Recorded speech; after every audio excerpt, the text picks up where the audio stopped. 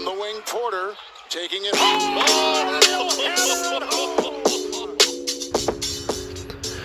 Welcome back to PNR Report. Today I'll discuss my way too early NBA awards predictions for the 2023-24 NBA season. We'll start with my pick for Defensive Player of the Year, but before we start, make sure you watch my last video, which was on grading the Denver Nuggets offseason. Also, leave a like and subscribe. Now, to start, for Defensive Player of the Year, I have Giannis. Giannis Antetokounmpo has had his championship hopes crushed last season by Miami as Milwaukee was knocked out in the first round. And I'm predicting he'll be back with a vengeance. He is a former Defensive Player of the Year, so he knows what it takes to shut down his opponent. Just last season, he averaged 11.8 rebounds, 0.8 blocks, and 0.8 steals, which is a little bit below average for him, which suggests there is room for improvement. Michael Jordan played 15 years, won 6 championships. The other 9 years was a failure. This new hunger to redeem himself will give him the edge over my runner-up, Walker Kessler. Walker is a sophomore in the NBA.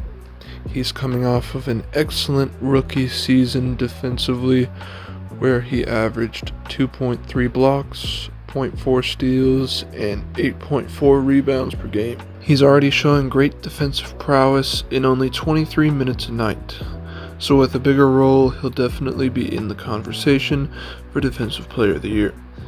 Just give it a year or two. Let's talk about Rookie of the Year. My winner is Chet Holmgren.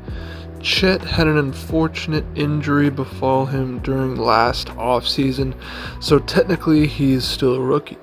During the Summer League, he averaged a monster 3.5 blocks, 1 steal, and 2.5 assists to go along with 9.5 rebounds and 25.5 points per game. This kind of productivity is impressive considering most of the Summer League players are competing for jobs. The league itself, although raw, is taken very seriously. Unfortunately, sometimes what is seen in the Summer League is taken out of proportion. So only time will tell if he can really make his mark while on an NBA team. My runner-up is Scoot Henderson. Stop. I can already tell people are mad. This spot doesn't belong to Victor, but the truth of the matter is, he has a high probability of being injury prone. If I thought he could legitimately play the same way in the NBA while also being a part of 65 plus games, then he'd be my Rookie of the Year. But now he is behind my runner-up, Scoot Henderson. He's a versatile guard who fell to pick number 3. He averaged a solid 15 points, 5 rebounds, and 6 assists, along with 1 steal, while competing in Vegas, so he has a strong case for the award. I think he'll be handed the keys to the franchise following the departure of Dame, giving him the potential to be a 20-plus point per game scorer in this league. For Most Improved Player, my winner will be Bol Bol. I think we all have asked the question, will Bol Bol ever be good? And the answer is yes. At least we saw flashes of greatness during his short time with the Magic, when he averaged 9.1 points, 5.8 rebounds, and 1 assist, to go along with 1.2 blocks and 0.4 steals per game. He can be productive when necessary, shoots 54.6% from the field, but just a meager 26.5% from 3. While only playing 12 minutes, Bol did great, so I can only imagine what he'll do with real bench minutes in Phoenix.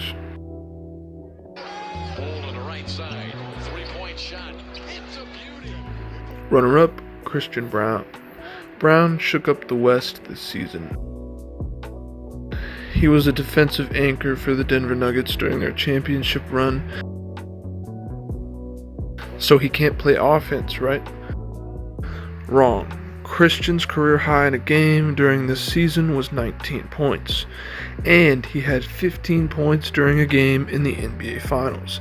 I believe it was Game 3. It may seem as if he is below average score based off his regular season stats, 4.7 points, 2.4 rebounds, 0.8 assists, but Christian, with a new and more involved role, will score efficiently. I'd expect as much as a 7-point per game increase. For MVP, who just became a 98 overall in NBA 2K, Nikola Jokic, who just won his first ring with the team that drafted him in the second round, Nikola Jokic, who will collect his third regular season MVP in 2024, Nikola Jokic. The answer is simple, and Jokic has yet to regress. He will put up historic numbers yet again, and this new young Denver Nuggets team will thrive around him. There may be voter fatigue at first, as mentioned by Austin Reeves, but once this season gets to the halfway mark, I believe Jokic will have solidified himself as the next MVP. For my runner-up for MVP, it could be any of these candidates: Shai Gilgeous-Alexander, Joel Embiid, or Luka Doncic. SGA might be slightly behind the others in terms of consideration, but nonetheless, he is skilled enough to be put in this category. Embiid will be looked at not only because he is the reigning regular season MVP, but because he has led the league in scoring. I can't help but question how his status will be affected by the new flopping rule. Luka, on the other hand, will need to carry the Mavericks, who have a large lack of depth, to at least the 4th or 5th seed in the West to even be considered.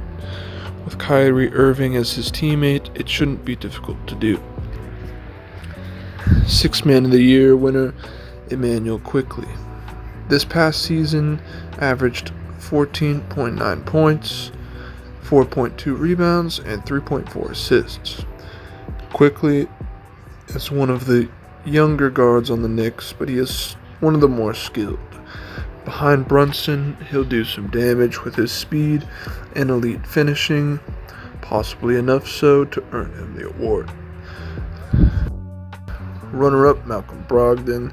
Brogdon, through his career, has averaged 15.4 points, 4.2 rebounds, 4.6 assists, and 0.8 steals. He is a seasoned veteran in the NBA, so he'll be a great locker room voice. He'll also impact the Celtics bench positively through his defensive prowess and impressive scoring ability. Well, did I miss any? Who would you pick? Make sure to like, comment, and subscribe, and as always, I'll see you in the next video. Bye-bye.